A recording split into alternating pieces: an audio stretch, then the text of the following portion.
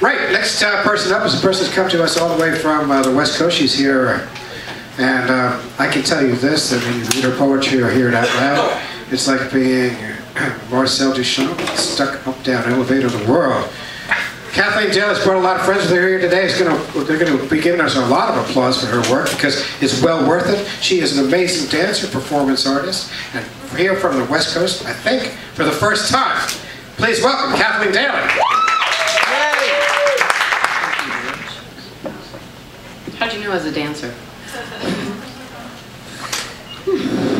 All right.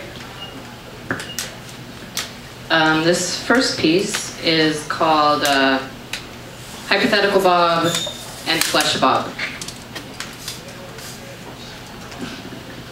All right. Hypothetical Bob and Flesh Bob are in a dark alley. Hypothetical Bob has a chip on his shoulder. It's shaped like hypothetical sex. He'd like to squish Flesh Bob's face in, make it meat, turn it inside out, then outside out again, hose it down, put it on his own head. His hypothetical arms whir like a circular saw, like so many lost digits. Flesh Bob is smoking reefer, alone. His smoke shapes itself into an inexplicable vortex. He is leaning against a wall, taking his face for granted.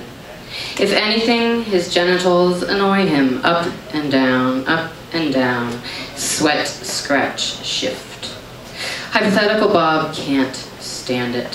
He closes his eyes, pictures an orchid, is gone. Flesh Bob's ears stop buzzing. He puts out his joint, spit, pinch, hiss, shifts his package, re-enters the bar. That's that.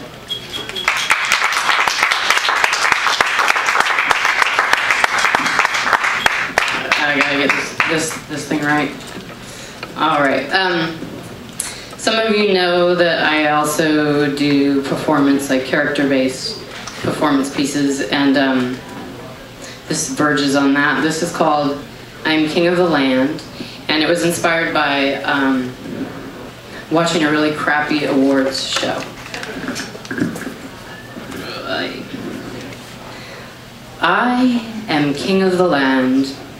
I am his mediocrity golden statuette, ball gown the third. All hail my pudding eye. I wear a nylon slip and eat Thomas's English muffins. I deserve them. I deserve a yellow, fatty spread that resembles butter. Yes, but it does not stick. No, it does not stick. Not to my arteries, not to my buttocks. How I love a resemblance to butter. I deserve a resemblance to butter. Oh, yes. I am king, so kind, so benevolent.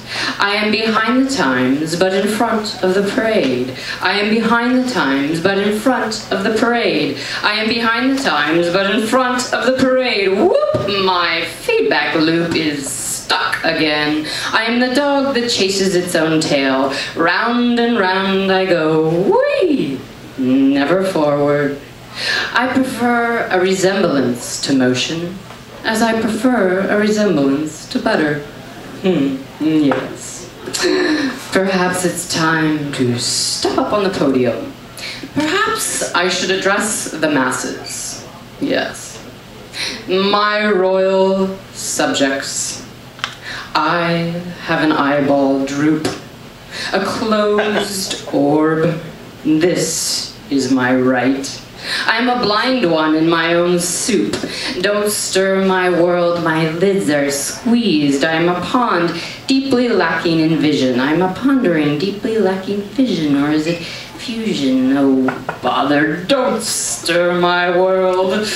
Yes, something to that effect. Well, anywho, hooray. Hooray for a resemblance to butter. Hooray for an eyeball droop. Yeah.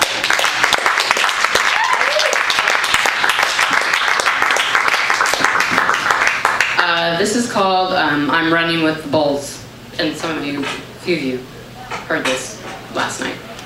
Oh, look, I have a big piece of toilet paper in my pocket. That's very fashionable. Put it in this one. I'm running with the bulls.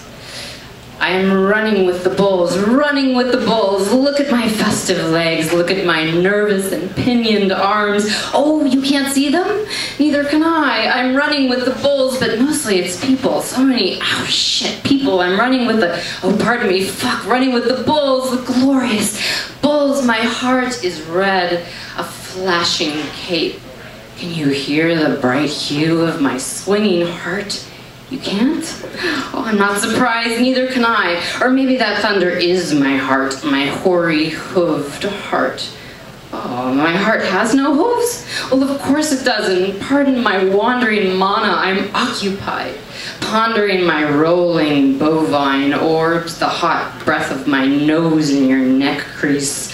I'm running with the bulls deep into neck crease, deep into a landscape of highly personal ravines and absolutely no boundaries. There's a workshop for this kind of habit. It happens in Berkeley. Get your hot crease out of my nose, that kind of workshop. But I have given up on personal space and mental health, and I'm running with the bulls, the glorious bull.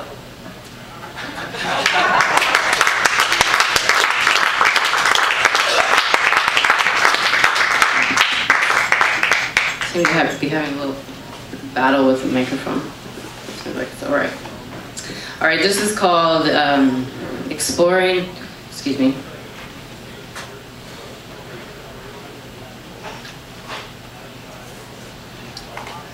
This is called Exploring Brand Names in the Fashion Magazine that I bought at the airport. This is also sort of more performance-y.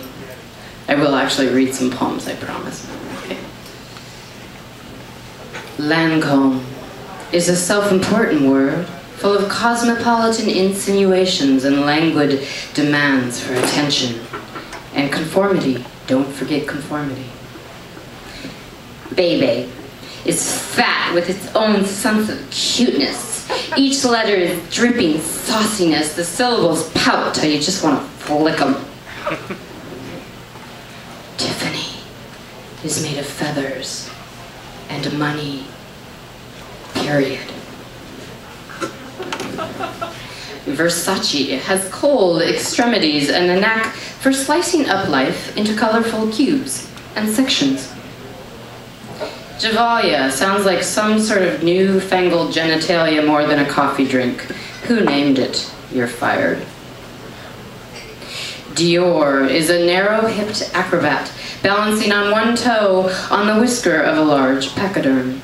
Dior is gargling grapes and lobs one at you in a high, gleaming arc. It bounces off your bald head. Yves Saint Laurent Rive Gauche is so slippery, I can't get my mind around it. It's a mouthful of tiny river stones rubbed smooth, a mouthful of polished silver handed down generation after generation in a family that isn't mine, a mouthful of first place ribbons that belong to somebody else.